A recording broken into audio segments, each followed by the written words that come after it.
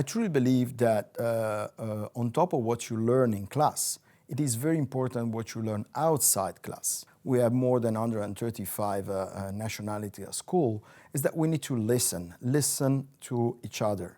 So how did we do that? How our vision helped in achieving this great result?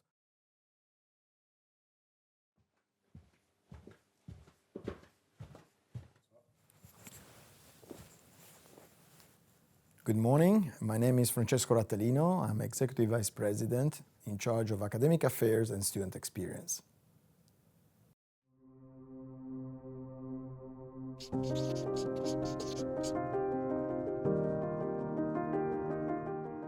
International is really the main value of our school. And it's very important because with this international approach, we can learn how to work with other people, how to enrich our knowledge, skills, and more importantly, attitude. In this world and these moments where we go through a de-globalization, I think that we really need to hold onto this value, which is a beacon for cultural development, social development, and economic development. One of the first things we learn when working with such a large number of nationalities, we have more than 135 nationalities at school, is that we need to listen to each other.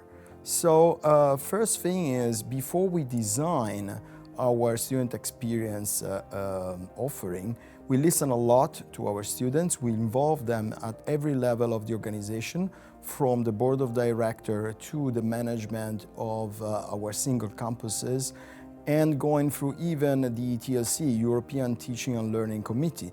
So when we take a decision for the benefit of the students, we first ask them.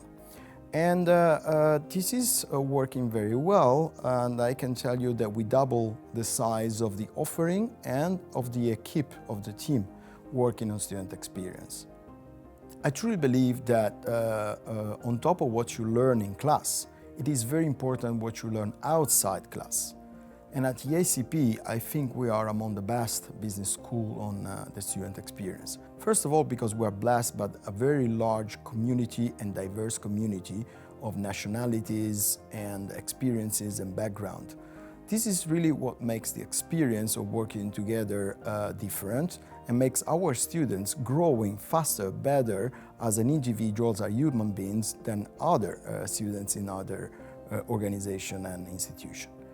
So by listening a lot to them, we managed to design an offering that goes from sports to association through well-being, and I must admit that our students are quite happy of our offering.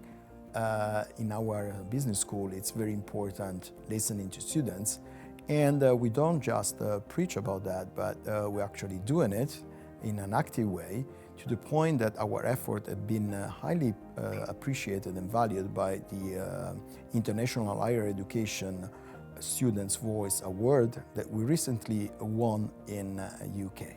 So how did we do that? How our vision helped in achieving this great result? Well, listening a lot to the students, first. Second, making sure they are in the decision-making process. And third, making sure that there are active participants like ambassadors. So on top of what we're doing now, I think that having students as active ambassadors of our organization, of our community, is the way to go forward.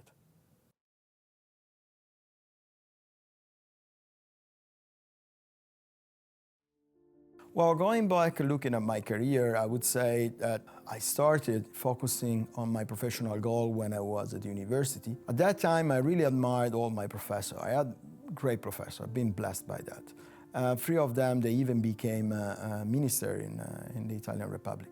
So during that time, I think that the strive for excellence was instilled in myself. And I must admit that over the 20+ years of experience, getting more 30 nowadays, my objective did not change. The first one is excellence. Give 100% of yourself in whatever you do. The second one is turn every challenge into an opportunity. There's always a bright side, even in the darkest night. And third, never give up. It doesn't matter how many times you fall down, it matters how many times you raise up again.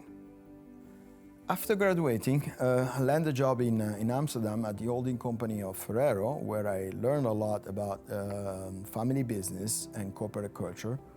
The company still has very, very strong values. Second, I moved to the UK and San Francisco, joining Oracle in the same time of the dot-com bubble. It was the mid-90s. And there I learned about technology, corporate cultures, internationalities, and so forth. All things that helped me a lot in my career, and they're still valuable right now that at ESCP we are really facing and embracing the Gen AI revolution.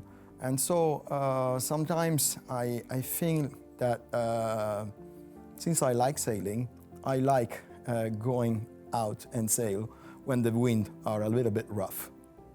I think that when you are in a position of management and of such a large organization, you are faced with tough calls every day. So how do you take decision in this situation? It was difficult at the very beginning, but then it became a little bit more simpler because I tend to look at the greater goods, at the value of the institution, of the mission. If everything aligns, then it's a good decision, even if you need to go through a lot of sacrifices. If your decision doesn't align with the value and with the mission of the organization you are in, then there is a problem with that. And you are definitely overlooking the interest of the organization by making the interest maybe of the individuals or your interest. Well, as a professor, we always give unwanted advices sometimes. But let me tell you that, of course, the advice would be for my students, for the community, even alumni, and is based on three components. First of all, do what you're really passionate about. That's the first thing. Second, once you choose a sector that you like, give yourself 100% into a project, okay? So stay focused on a project and give yourself 100% to that. Last things, don't forget you have a personal life. So while you're developing your competencies, make sure that you also grow personally as a person. I think that eventually success is made of two things. One is curiosity, and the second one is happiness. So make sure that you stay curious, but you stay happy.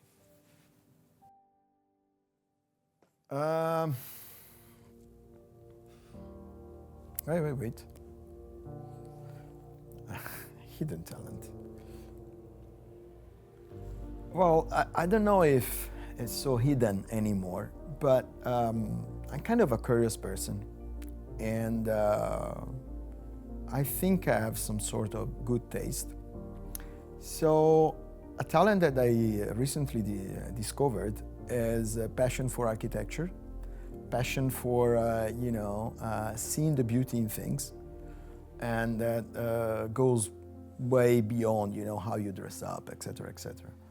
And I discovered that talent, and it was definitely hidden when working on the new project for the new campus in Turin. I personally really looked into every details, especially more the aesthetic part. I'm quite happy that everybody liked the new campus. So let's say it was an hidden talent. I didn't even know that it was good. And by working with the architects there and all the team, eventually I think that it was a talent that I discovered for the benefit of the school and the community, and it was good to find a new talent.